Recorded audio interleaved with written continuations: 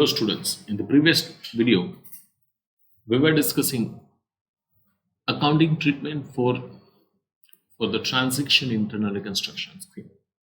We are starting with what is the treatment when artificial profit is created. So if you see, we have started with the utilization, how we create the artificial profit from utilization of reserves, then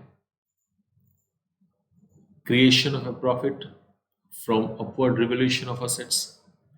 Then we discussed that how equity shareholder make the sacrifice in the form of reduction in face value, reduction in paid up value. Now we discuss the artificial profit from sacrifices by the stakeholder. Like one, that's arrear of preference dividend. What is the arrears of preference dividend? See, when preferential nature is cumulative preference dividend. There are one type of preference share that's called cumulative preference share. Cumulative preference share means when company do not have the sufficient profit and company could not pay the preference dividend, it is being accumulated until it is paid. So unless company is not having the profit, this dividend is being accumulated year by year, and when company is having profit, that total dividend is paid. So the dividend which is not paid due to the lower amount of profit or due to the lack of availability of profit, this dividend is accumulated. It's called arrears of preference dividend. Now my very important questions to you all, that try to remember where in a balance sheet we show the arrears of preference dividend. આપણે balance શીટમાં arrears of preference dividend ક્યાં લખીએ? યાદ કરો તો. Is it in the share capital? Is it in the long term liability? Or is it in the short term liability? ક્યાં લખીએ? યાદ કરો ક્યાં લખીએ? So friends, arrears of preference dividend balance sheet માં ક્યાંય ન હોય. balance sheet નીચે contingent liability માં હોય. Contingent liability. What is a contingent liability? A liability which may arise, may not arise. જે અત્યારે liability નથી પણ કદાચ થાય અને ન પણ થાય. Which may arise or may not arise is called contingent liability. તમે કહેશો સર પણ પ્રોફિટ થશે તો પે કરવું જ પડશે. વેરી ટ્રુ, પ્રોફિટ થશે તો પે કરવું પડશે, પણ પ્રોફિટ થયા પહેલા કંપની બંધ થઈ ગઈ તો નો પણ પે કરવું પડે. પ્રોફિટ થયા પહેલા કંપનીએ પ્રેફરન્સ શેરના પૈસા પાછા આપી દીધા તો રેડીમ કરી નાખ્યા તો નો પણ પે કરવું પડે. So you may have to pay, you may not have to pay. એટલા માટે એને કન્ટિન્જન્ટ લાયબિલિટીમાં શો થાય. સો અરિયર્સ ઓફ પ્રેફરન્સ ડિવિડન્ડની કોઈની બુકમાં કાંઈ બેલેન્સ હોય નહીં, તો એની બુક વેલ્યુ હંમેશા શું હોય? નીલ હોય. હવે જો share holders preference share holder એમ કે preference dividend arrear of preference dividend અમે જતું કરી છે, તો કંપની ઉપર આની કાંઈ ઇમ્પેક્ટ નથી, બીકોઝ જે લાયબિલિટી બુકમાં છે જ ને એ પે નથી કરતા તો કાંઈ બેનિફિટ. બેનિફિટ ક્યારે કહેવાય? જો બુકમાં કોઈ વસ્તુ લાયબિલિટી છે ને તમે એને પે નથી કરતા તો. હવે બુકમાં જ લાયબિલિટી નથી, પ્રેફરન્સ શેર હોલ્ડર એમ કે અમે સેક્રિફાઈસ કરી છે, તો એની કોઈ ઇમ્પેક્ટ હોય નહીં, એની કોઈ જનરલ એન્ટ્રી પાસ થાય નહીં. પણ પ્રેફરન્સ શેર હોલ્ડર એમ કે અમે 90% સેક્રિફાઈસ કરી છે ને 10% યુ ટુ પે, અને કંપની ઇઝ એગ્રી, તો 90% જે સેક્રિફાઈસ કર્યું છે એની કોઈ ઇમ્પેક્ટ નહીં. 10% જે પે કર્યું છે કંપની માટે એની ઇમ્પેક્ટ થશે. આ 10% જે લાયબિલિટી નહોતી છતાં પે કરી છે, તો કંપની માટે તો શું છે? લોસ છે. અને સ્કીમમાં કાંઈ પણ લોસ થાય during the scheme, it has to be charge to capital reduction. Loss debit થાય. એન્ટ્રી શું થાય? If it is settle to the extent paid, જેટલું પેમેન્ટ થાય ને પેમેન્ટની એન્ટ્રી થાય capital reduction account debit to cash or bank. શું થશે? Capital reduction account debit to cash or bank. પણ માનો કે કેશ બેંક જગ્યાએ ઇક્વિટી શેર ઇસ્યુ કર્યો હતો તો to equity cash bank capital reduction two equity share capital. કોઈ લાયબિલિટી સેક્રિફાઈસ થાય, ક્રેડિટર્સ પોતાનું અમાઉન્ટ જતું કરે, માનો કે ડિબેન્ચર હોલ્ડર્સ કાંઈ જતું કરે, તો લાયબિલિટી જે કંપનીએ પે કરવાની હોય એ પે નથી કરવાની થતી, તો કંપની માટે તો બેનિફિટ છે, ફાયદો છે. અને લાયબિલિટીની બેલેન્સ શું હોય? ક્રેડિટ. તો એન્ટ્રી થાય છે liability which is not to be paid, liability account debit to capital reduction. Then once you have a creation of artificial profit, then we have to utilize. Utilize શેમાં કરશું? સૌથી પહેલા accumulated loss એટલે કે P&L debit balance, પછી fictitious asset. હવે જો ક્વેશ્ચનમાં કીધું હોય કે નો કીધું હોય, P&L ડેબિટ બેલેન્સ તો પ્રોફિટ એટલે ઉડાડી જ દેવાની. fictitious asset miscellaneous expenditure ઉડાડી દેવાની. પછી કીધું હોય તો ઇન્ટેન્જિબલ અસેટ, બીજી બધી અસેટ શું કરવાનું? એલિમિનેટ કરવાનું. બધી અસેટને રિમૂવ કરવાની. એની વેલ્યુ છે એને you to bring it down. So that is called writing of the assets. So entry શું થશે? અસેટ્સની બેલેન્સ શું હોય? ડેબિટ. એને રાઇટ ઓફ કરું તો શું થાય? ક્રેડિટ. અને અસેટની વેલ્યુ ઘટે તો કંપની માટે તો લોસ છે, અને લોસ ક્યાં ચાર્જ કરવાનું? Capital reduction. એન્ટ્રી થશે capital reduction account debit two P&L. P&L કયું? આ પીએનએલ કયું? પીએનએલ ની ડેબિટ બેલેન્સ.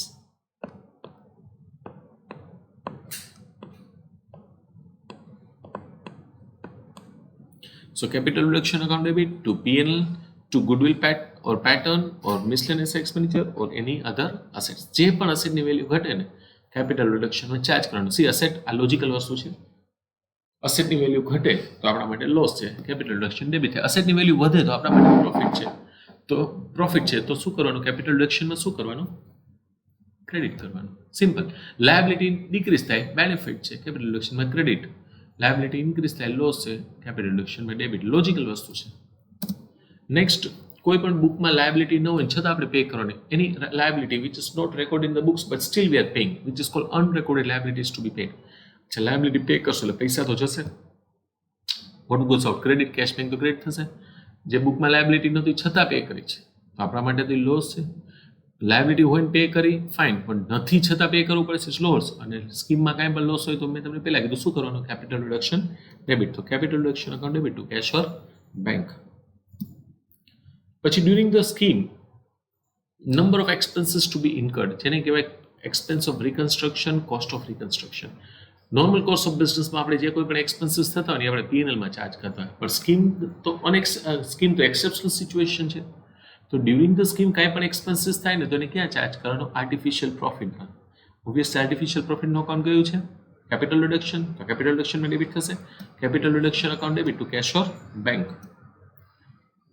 અને આ બધા સ્કીમ ઓપરેશનલાઇઝ કર્યા પછી, ટ્રાન્ઝેક્શન કર્યા પછી જો કેપિટલ રિડક્શનમાં બેલેન્સ વધે તો એને ક્યાં લઈ જવાનું? કેપિટલ રિઝર્વ્સમાં. ક્યાં લઈ જશું આપણે એને? Capital reserve. તો કેપિટલ રિડક્શનની બેલેન્સ ક્રેડિટ હોય, ટ્રાન્સફર શું થાય? Debit. Capital reduction account debit to capital reserve. Bing artificial profit, capital nature profit. Ultimately capital nature કોઈ પણ પ્રોફિટ હોય, કોઈ પણ ચેપ્ટર હોય, કોઈ પણ સ્ટેજ હોય, કેપિટલ પ્રોફિટ હંમેશા ક્યાં લઈ જવાનું? Capital reserve. તો capital reduction account debit to capital reserve. Next, a very important thing that we are discussing is share surrender. અથવા surrender of shares. What is a share surrender? Try to understand what is a share surrender. The word surrender, સમર્પિત કરી દેવું, આપી દેવું. તો જ્યારે company share હોલ્ડર્સને during the scheme company share હોલ્ડર્સને સમજાવે બધાને કે ભાઈ કંપનીને બહુ ફાઇનાન્શિયલ કન્ડિશન ખરાબ છે, કંપની નીડ સમ મની, માર્કેટમાંથી પૈસા નથી મળતા, તમે બધા થોડા થોડા તમારા શેર પાછા આપી દીધું. હવે જો સમજો, ટ્રાય ટુ અન્ડરસ્ટેન્ડ. કંપનીએ જ્યારે શેર આપ્યા હતા, 100 રૂપિયામાં બધાને શેર આપ્યા હતા. માનો કે તમે એક શેર હોલ્ડર હતા, બરાબર? તમે 10 શેર બાય કર્યા તો 100 into 10 1000માં બાય કર્યા હતા. તમે જ્યારે શેર બાય કર્યા ત્યારે કંપનીને 1000 આપ્યા, તમારા પોકેટમાંથી 1000 રૂપીસનું આઉટફ્લો થયું હતું.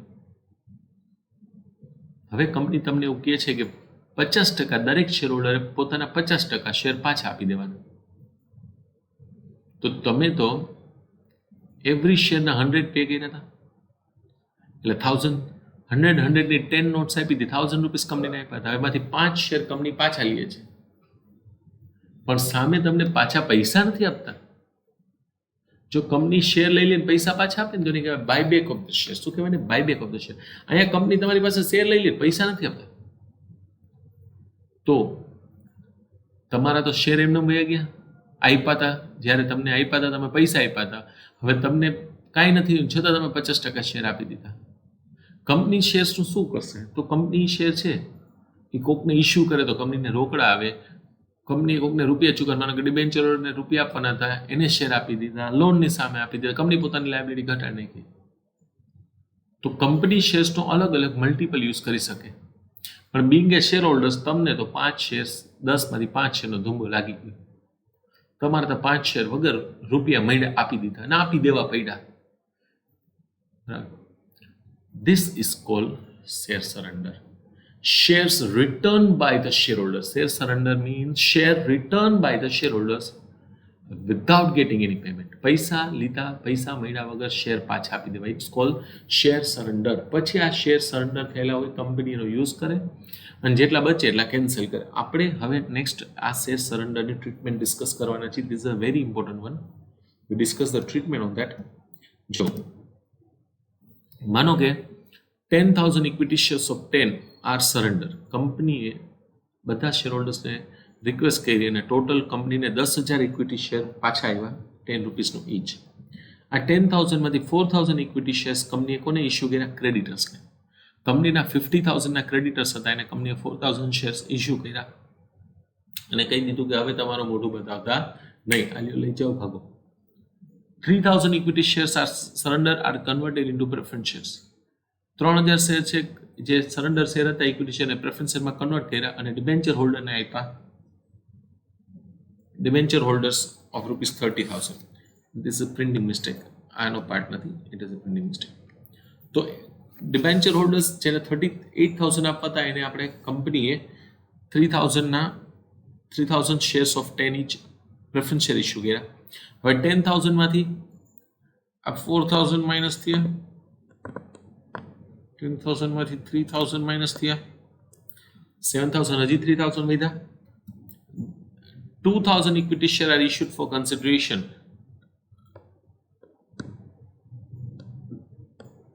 2,000 કેશમાં ઇસ્યુ કર્યા. 4 + 3 7 + 2 9, હજી 1,000 વધ્યા. Balance 1,000 are cancel. બાકીના 1,000 શેર કંપની શું કરે કે કેન્સલ કરે. હવે આની ટ્રીટમેન્ટ શું થશે ધ્યાનથી સમજો. It's very very important one. Again 10,000 shares બધા શેર હોલ્ડર ભેગા થઈને કેટલા શેર કંપનીને પાછા આપી દીધા? શેર અંડર શેર આ 10,000 of ₹10 each, જેમાંથી 4,000 શેર્સ કંપનીએ ડિબેન્ચર ક્રેડિટર્સને આપી દીધા. કેટલા રૂપિયાના ક્રેડિટર હતા? 50,000ના, એને 4,000 શેર આપ્યા.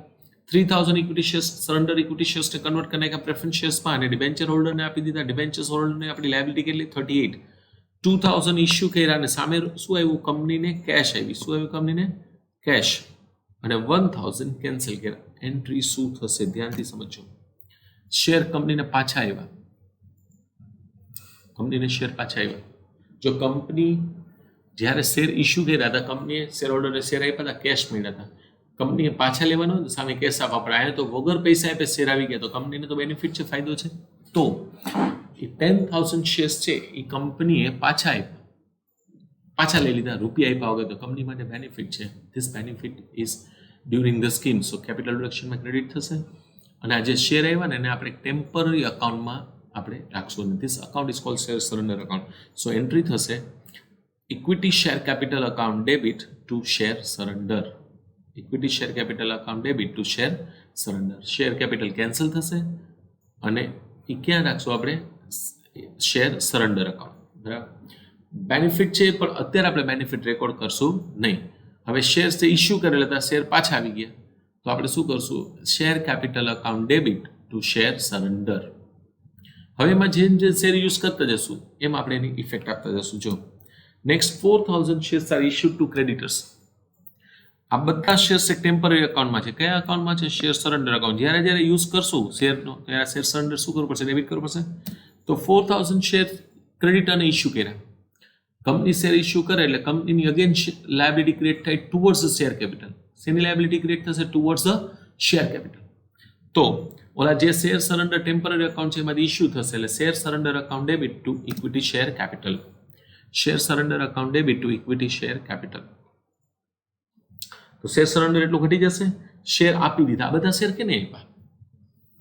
આ બધા શેર આપ્યા ક્રેડિટર્સને. બધા ક્રેડિટર લાઈનમાં ઉભા, બધાને શેર આપતા ગયા, બધા વયા ગયા. અચ્છા, ક્રેડિટર્સ બધા વયા ગયા, શું કામ? એને શેર આપી દીધા, દે રિમેન હેપી. પણ આપણી બુકમાં જે ક્રેડિટરનો અકાઉન્ટ છે, શું હવે આપણે એને પેમેન્ટ કરવાનું થશે? નો, કેમ કે એને તો શેર આપી દીધા, આના શેર આપ્યા એટલે ઇક્વિટી શેર કેપિટલ ક્રેડિટ થઈ ગયું. હવે આપણા બધા આપણી લાયબિલિટી ક્રિએટ થઈ ગઈ as a share capital toward those creditor. હવે ક્રેડિટર નથી, હવે શેર હોલ્ડર છે, તો એનું તો અકાઉન્ટ આવી ગયું. તો હવે ક્રેડિટર્સને આપણે જેને શેર આપી દીધા વયા ગયા, અહીંયા એની લાયબિલિટી આપણે બુકમાં ઓલરેડી આવી ગઈ, તો હવે ક્રેડિટર્સ કેન્સલ કરવા પડશે. ક્રેડિટર કેટલાના હતા? 50,000. ક્રેડિટરની બેલેન્સ ક્રેડિટ હોય, કેન્સલ કરો તો ડેબિટ થશે. અને હવે તો કંઈને આપવાનું નથી, આપવાનું તો શેર કેપિટલ ક્રેડિટ થઈ ગયા, તો એન્ટ્રી થશે creditors account debit to capital reduction 50,000. I am sorry, creditors account debit to capital reduction 50,000. This is very very important. અને બીજી કોઈ પણ એંગલથી વ્યૂ કરશો you will be confused. First, shares જેને ઇસ્યુ કરી તો શેર કેપિટલ ઇસ્યુ થાય એટલે આપણા માટે લાયબિલિટી ક્રિએટ થાય. Share surrender two share capital. બધા ક્રેડિટરને શેર આપી દીધા. શેર કેપિટલ ક્રેડિટ થયું કે આપણી લાયબિલિટી ક્રિએટ થઈ ગઈ, બધા ક્રેડિટર વયા ગયા, પણ બુકમાં તો ક્રેડિટર છે જેને કેન્સલ કરવા પડશે. Creditor account debit to capital reduction. તમે કહો સર કેપિટલ રિડક્શન શું કામ? બીકોઝ હવે આપણી લાયબિલિટી નથી. લાયબિલિટી નથી, બરાબર, તો આપણા માટે તો બેનિફિટ છે. લાયબિલિટી નથી, હવે આપણે પે નથી કરવાની. અને જે શેર પે કર્યા તો આપણે મફત આવ્યા હતી, તો આપણે ઓલરેડી રેકોર્ડ કર્યા. પછી 3000 ઇક્વિટી શેર્સ પ્રેફરન્સ શેર્સમાં કન્વર્ટ કર્યા. હજુ ઇક્વિટી શેર હોય એના ઉપર પ્રેફરન્સ શેરનું સ્ટીકર મારી દઉં ને, અને કંપનીમાં પડ્યો તેની કોઈ ઇમ્પેક્ટ નથી. ઇમ્પેક્ટ ક્યારે થાય? જ્યારે આપણે કોઈને ઇસ્યુ કરી દે. તો કંપની 3000 ઇક્વિટી શેર્સને પ્રેફરન્સ શેરમાં કન્વર્ટ કરે ને, સ્ટીકર બદલાઈ નાખીને એન્ટ્રી ન થાય, પણ જ્યારે ઇસ્યુ કરે, હવે ઇસ્યુ કરે છે ડિબેન્ચર હોલ્ડર્સને, તો 3000 ઇન્ટુ 10 30,000 ના પ્રેફરન્સ શેર ઇસ્યુ થશે. શેમાંથી છે? Share surrender. તો એન્ટ્રી થશે share surrender account debit two preference share capital 30,000. અચ્છા, કેને 30,000 ના પ્રેફરન્સ શેર આપ્યા? Debenture holder. બધા ડિબેન્ચર હોલ્ડર કીધું હાલો ભાઈ લઈને વયા જાઓ. બધા ડિબેન્ચર હોલ્ડર વયા ગયા. અને ડિબેન્ચર હોલ્ડર આપણે હવે ભવિષ્યમાં એઝ અ ડિબેન્ચર હોલ્ડર નહીં આવે. એ બધા શું બની ગયા છે? આપણા પ્રેફરન્સ શેર હોલ્ડર. શું બની ગયા? Preference share holder. પણ બુકમાં તો ડિબેન્ચર જ છે, તો હવે એને કેન્સલ કરી નાખવું પડશે, બીકોઝ હવે આપણે એને પેમેન્ટ નથી કરવાનો. 38,000 ના ડિબેન્ચર છે, એન્ટ્રી થશે. ડિબેન્ચર આપણી લાયબિલિટી છે, ક્રેડિટ બેલેન્સ હોય, કેન્સલ કરો તો શું થશે? Debit. Debentures account debit to capital reduction. Debenture account debit to capital reduction. પછી 2000 ઇક્વિટી શેર્સ કેશમાં ઇસ્યુ કર્યા. શેમાંથી ઇસ્યુ કર્યા? સરેન્ડર શેર હતા એમાંથી. તો સરેન્ડર શેર ક્રેડિટ હતા, ડેબિટ થશે. ડેબિટ થશે, તો એન્ટ્રી થશે share surrender cash bank account debit 2000 into 12 24,000 to equity share capital 20,000 to securities premium, કેમ કે ₹2 સિક્યુરિટીઝ પ્રીમિયમ છે. હવે આ 2000 શેર્સ તો કેશમાં ઇસ્યુ, શેર સરેન્ડરમાંથી 2000 equity share are issued at for cash consideration. જો શેર સરેન્ડરમાંથી ઇસ્યુ થયા હોય આમાં, તો હજી હવે આપણે એક એન્ટ્રી, તો આપણે શેર સરેન્ડર એટલું કેન્સલ કરવું પડશે. તો આપણે શેર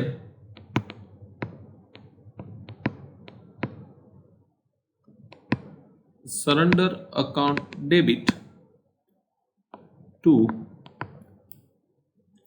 કેપિટલ રિડક્શન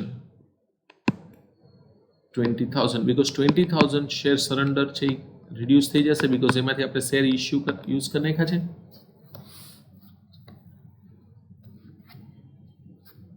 અને રિમેનિંગ 1,000 કેન્સલ કરશું, શેર સરેન્ડર અકાઉન્ટ ક્લોઝ કરશું.